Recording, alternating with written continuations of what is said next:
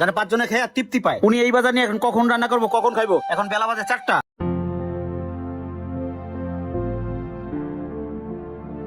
দোকানদার ভাই, জি বলুন। আমার 2 কেজি চাউল, 1 লিটার তেল দিয়েন, আর হাফ কেজি ডাউল, আর 1 কালি ডিম দেন তো।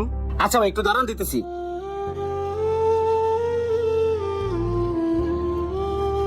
ভাই নেন 460 টাকা। ভাই শোনেন, আমি এই এলাকায় নতুন, কোনো কাজ কাম পাইতেছি না। এই বাজারগুলো আমার খুবই দরকার। বাসা সবাই না খায় রয়েছে। আমার পকেটে 200 টাকা আছে, এখন 200 টাকা রাখেন, বাকি 260 টাকা আপনার আমি পরে দিয়ে যাবো। আরে ভাই, আমি আপনারা চিনি না, আপনি আমার চিনেন না। এসে প্রথম দিনে বাকি চাইতেছেন ভাই, বাকিটাকে দিতে পারবো না। আর ভাই এরকম বাটপার প্রতিদিন 2-4টা ফেস করি। এখন আপনার কাছে টাকা না থাকলে দেন, 200 টাকার মাল নিয়ে যান, আমি বাকি টাকার মাল রেখে দিছি, দেন।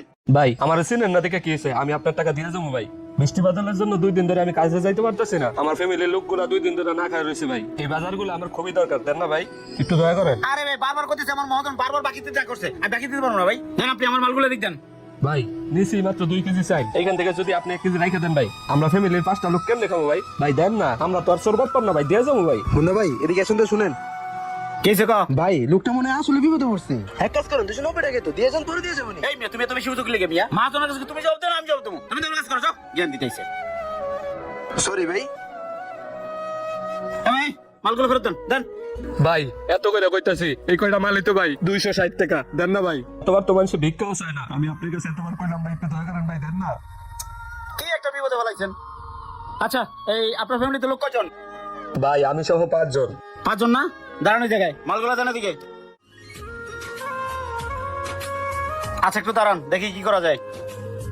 হ্যালো মুন্না ভাই, আজকে পাঠাবো? হ্যাঁ, এই ঠিকানায় পাঠান, টোটাল 5 জন। আচ্ছা ভাই, 10 মিনিট ওয়েট করেন, আমার লোক যাচ্ছে।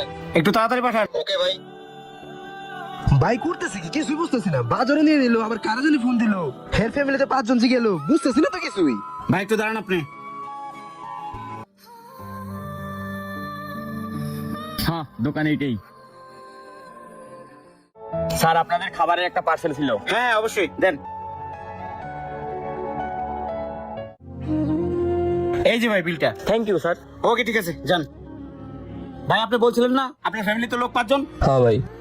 এই পার্সেলটা ধরেন, এখানে 5 জনের খাবার আছে। আপনার ফ্যামিলি সবাই পেট ভরে খাইতে পারবেন, ঠিক আছে? ভাই আমি একটা জিনিস কিছুতে বুঝলাম না, আপনি ওনারা 260 টাকার বাকি দিলেন না, অথচ 750 টাকা তেহরি পার্সেল দিয়ে দিলেন, কাহিনী কি ভাই?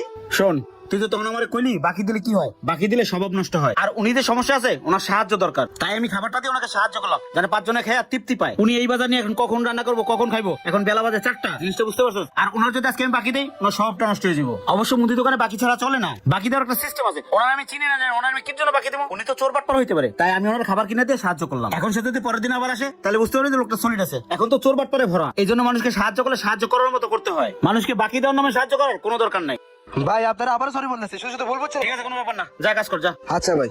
ভাই ভাই আপনি আসলে অনেক ভালো মানুষ ভাই, আমি আপনার অনেক ভুল বুঝছিলাম ভাই, আমার মাফ করে দেন ভাই।